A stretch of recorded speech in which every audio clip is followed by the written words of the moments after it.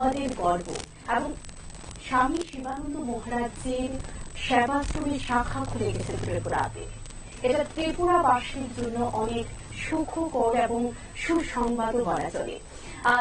এই সেবাশ্রমের শাখা খুলে গেছে জয়নগর রোড নং 6 এবং আগন্তুক ক্লাবের সংলগ্ন স্থানে আগরতলা পুলিশ হেডকোয়ার্টারের ঠিক পেছনে। আর আপনারা যদি আশ্রমের সাথে যোগাযোগ করতে চান তাহলে ওনাদের ফোন নাম্বারটা আমি আবার বলে দেব 8119032643। এই নম্বরে কিন্তু আশ্রমে আপনারা যোগাযোগ করতে পারেন। স্বামী শিবানন্দ মহারাজ যিনি এমন একজন মহারাজ যিনি কিনা জ্যোতিষ বা গ্রহ বিচারে বিশ্বাস করেন না। যে কোনো সমস্যার চাবিকাঠি একমাত্র চাবিকাঠি বলা যায় স্বামী শিবানন্দ মহারাজজি। তার বিচারধারা অন্যরকম, তার সমস্যার সমাধান করার প্রচেষ্টাও অন্যরকম। শুধুমাত্র আপনার বয়স এবং আপনার নামটা বললে উনি আপনার যত সমস্যা, আপনার মনের কি চাহিদা সব বলে দিতে পারে। ভাবা যায় এখনকার দিনে দেখা যায় বহু জ্যোতিষরা আমরা দেখতে পাই ঘুরে বেড়াচ্ছে। জ্যোতিষ ডেট অফ বার্থ প্রয়োজন হয়, নাম পরিচয় প্রয়োজন হয়, হাত দেখতে হয়, কুষ্টি বিচার করতে হয়।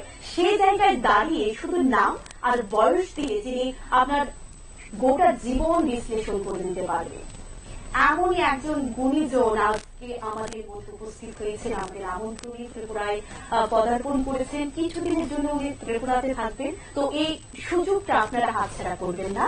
আপনারা অবশ্যই ওনার সাথে যোগাযোগ করুন এবং স্ক্রিনে দিয়ে যে নম্বরে সেই নম্বরে আপনারা যোগাযোগ করতে পারেন। এবং এখনই যদি আপনারা কোন সমস্যার সমাধান করতে চান শান্তন টিভির মাধ্যমে শান্তন টিভির দেওয়া স্ক্রিনের নাম্বারে ফোন করে আপনারা ওনার সকল ধরনের আপনাদের দুঃখ দুর্দশা, আপনাদের মনের ইচ্ছা সব বলে দিতে পারেন আমাদের স্বামী শিবানন্দ মহারাজজির সামনে। প্রথমে মহারাজজিকে প্রণাম জানাই। নমস্কার মহারাজজি।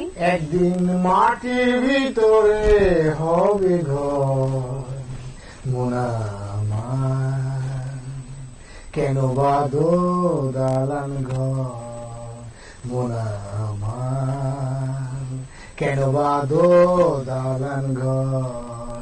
একদিন মাটির ভিতরে হবে ঘর মোনা আমার, কেন বাঁধো দালান ঘর। প্রাণ পাখি যাবে উড়ে দেহ পিঞ্জর হতে, ধরা ধাবে সবই রবে তুমি যাবে চলে। প্রাণ পাখি যাবে উড়ে দেহ পিঞ্জর হতে, ধরা ধাবে সবই রবে তুমি যাবে চলে। বন্ধু বান্ধব যত পিতা মাতা তারা সুত, বন্ধু বান্ধব যত পিতা মাতা তারা সুত, শেষের দিনে সবাই হবে পর মোনা আমার, কেন বাঁধো দালান ঘর মোনা আমার, কেন বাঁধো দালান ঘর। আজ সত্যি আমার খুব ভালো লাগছে এই আগরতলায়, ত্রিপুরার আগরতলায় এই সনন্দন নিউজ চ্যানেলে এসে। যে আগরতলা আসার জন্য আমাকে আজ থেকে 10 থেকে 12 বছর আগে আমার একজন ভক্ত আছে, কর্নেল চৌমুহী বলে, কর্নেল, সে আমার খুব ভক্ত কর্নেল। তার বউ, তার পরিবার, মানে তাদের ফ্যামিলি আমাকে বলতো বাবা ত্রিপুরায় একবার চলো, আমাদের ওখানে একবার চলো। তাই বলতাম যাবো যাবো যাবো যাবো, সময় হতো না। সারা ভারতবর্ষে বিভিন্ন জায়গায় আমাকে বাইরেও যেতে হয়। কিন্তু আমাদের ভক্ত আমাদের আশ্রমে বিভিন্ন কর্মকাণ্ড সেই কাজে আমাকে বিভিন্ন জায়গায় থাকতে হয়। এবং আমাকে এই যে সমাজে বিভিন্ন যে হাত দেখার, বহু বিচার, তন্ত্র মন্ত্র, বশীকরণ এবং ওই জিনে ধরেছে, ভূতে ধরেছে, মানুষকে যেভাবে বাপের অসুখ করেছে, যেভাবে মানুষকে বলে বিভ্রান্ত এবং ঘটের মানে অধার্মিকতা, একটা অজ্ঞানতা অন্ধকারে আমাদের যুব সম্প্রদায় গুলো চলে যাচ্ছে, সরে যাচ্ছে। সেই জায়গা থেকে আমি সমাজে যাতে এরা সত্যিটা বোঝে এবং বাস্তব সত্যটা জানতে পারে, আমি সেই জন্য বিভিন্ন জায়গায় আমি ঘুরে বেড়াই। এবং আমি আমাদের আশ্রম বিভিন্ন জায়গায় আছে, আশ্রমের কর্মকাণ্ড আছে। এবং আমি মানুষকে বোঝানোর চেষ্টা করি। এই তন্ত্র মন্ত্র বা বান মারা তুল করা এইসব যদি হতো, বা ওই পেটে ওষুধ যদি তোলা যেত, এইভাবে যদি করা যায়, তাহলে সরকার তো বোকা নয়। সরকার তাদেরকে ঘর করে আনা বা রেখে দিত, তাহলে এত পুলিশ প্রশাসন, সিবিআই, ইডি, ভিজিলেন্সের কি দরকার আছে? এটা ভালো করে চিন্তা করার দরকার আছে। আমাকে ঘটনা হচ্ছে, আমাকে যদি খিদে পায় আমাকে কর্ম করতে হবে, আমাকে কর্ম করে আমাকে অর্থ উপার্জন করে সেই অর্থ দিয়ে আমাকে খাবার কিনে খেতে হবে। আমারও করতে হবে, তোমারও করতে হবে, সাধু হোক, মহারাজ হোক, আর তুমি হোক, সাধারণ মানুষ হোক, প্রত্যেকে কিন্তু কর্মের মাধ্যমে তোমাকে কিন্তু ভগবান দেবেন। এবার আমি কর্ম করবো না, আমি যোগ করলাম বা সুযোগ করলাম, আমার আমি বশীকরণ করলাম, গুপি গাইন বাবা গাইনের মতো তো নয় যে আমি যাবো দোকান থেকে যাবো, নেবো টাকা নেবো, আমাকে কেউ কিছু বলবে না। ব্যাপারটা যে এই বাস্তব সত্যটাকে মানুষকে জানতে হবে। হাতে তো ভাগ্য থাকে না। হাতে যদি ভাগ্য থাকতো, তাহলে আমরা হাত দিয়ে অনেক কথা থাকে, আমরা বলি জানি যে কপালের নাম গোপাল, কপালে যা আছে দেখা যাবে। আমরা বলি সাইড থেকে বলে ললাটের দিত, হিন্দিতে বলা হয় নসিব তকদির, তাহলে হাত কোথায়? হাতে যদি লেখা থাকতো যে হাতেই ভাগ্য থাকবে, তাহলে আমরা হাতে হাত দিয়ে আশীর্বাদ করতাম, আমরা কেন মস্তকে হাত দিয়ে আশীর্বাদ করি? তাহলে জানতে হবে যে এই হাতের মধ্যে ভাগ্য থাকতে পারে না। ভাগ্য মানে হচ্ছে কর্ম। কর্মটা আমাকে করতে হবে, আমাকে ডিসিশনের উপর, সিদ্ধান্তের উপর আমার কর্ম নির্ধারিত হয়। আমি যদি সিদ্ধান্ত ভুল করি, আমার কর্মটা ভুল হবে, আমার জীবনে আমার সফলতা আসবে না। আমি যদি সঠিক সিদ্ধান্ত নিতে পারি, তাহলে আমার কর্মটা আমি সঠিক যদি করে নিতে পারি, তাহলে আমার সফলতা জীবনে আসবে। এই জায়গাটা বুঝতে। আর বহু বিচার এই বলেন যে কোনো মেয়েদের বিয়ে হবে না, ছেলেদের বলে মাঙ্গলিক দশা আছে, মঙ্গল কারণ হবে, কলা গাড়ির সাথে ছাগলের সাথে বিয়ে দিয়ে। আরে বাবা, গ্রহে মঙ্গলে আমাদের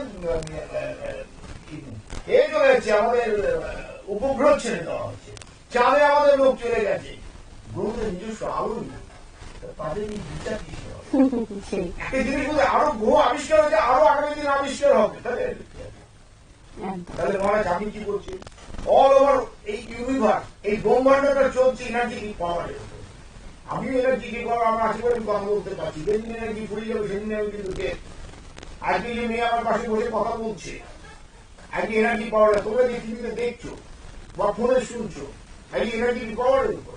এই জন্য পাওয়ার থাকবে মানে ইনভ্যালিড হয়ে যাবে, ওর ডেথ হয়ে যাবে। তাই মানে এই যে এনার্জেটিক পাওয়ার, এই পাওয়ারটা আমাদের আশা করতে গেলে সান পাওয়ার। সান হচ্ছে আমাদের জগতে টোটাল সোর্স অফ অ্যাটমিক এবং magnetic power, total source of atomic এবং ম্যাগনেটিক পাওয়ার। এবং আমরা কি করছি, উদ্ভিদ নিচ্ছি, উদ্ভিদ থেকে আমরা খাদ্য উৎপাদন করতে দিচ্ছি। আমাদের 100% যদি অ্যাটমিক পাওয়ার হয়, তাহলে এটা কিছুই থাকতো না। কিন্তু উদ্ভিদ কি করছে, 80% উদ্ভিদ অ্যাবজর্ব করে দিচ্ছে। আমরা গাছ কেটে আজকে তার জন্য ইনভারনমেন্ট পলিউটেড হয়ে যাচ্ছে। আমরা গাছ কেটছি বলে গাছ 80% নিয়ে, তাহলে আর 20% কোথায় যায়? 20% বলে 10% যে জ্যোতিষ মানে দ্বাদশ জ্যোতির্লিঙ্গ, এই যে আমাদের দ্বাদশ জ্যোতির্লিঙ্গ আছে, সোমনাথ থেকে আমাদের বিশ্বেশ্বর অব্দি পরপর নাম আছে। এই যে দ্বাদশ জ্যোতির্লিঙ্গ, জ্যোতির্লিঙ্গ এটা বাই নেচার তৈরি হয়েছে। এরা এই কি করছে, 10% অবজার্ভ করে দিচ্ছে, আরো 10% থাকছে। এই 10% থাকবে তো জগতে কিছু থাকবে না। তাই 10% যে নিচ্ছে না, সেটা হচ্ছে রত্ন, যেটা বলা হয় জেমস, নট পাথর, রত্ন। এই 10% সে ফর্ম করছে। আর এই পাথর থেকে বিশেষ পাথর, ঘি থেকেও, দুধ থেকে ঘি তৈরি হয়, মাখন তৈরি হয়, কিন্তু আমরা দুধ বলি কি মাখন বলি, জিনিসটা বোঝার বিষয় আছে।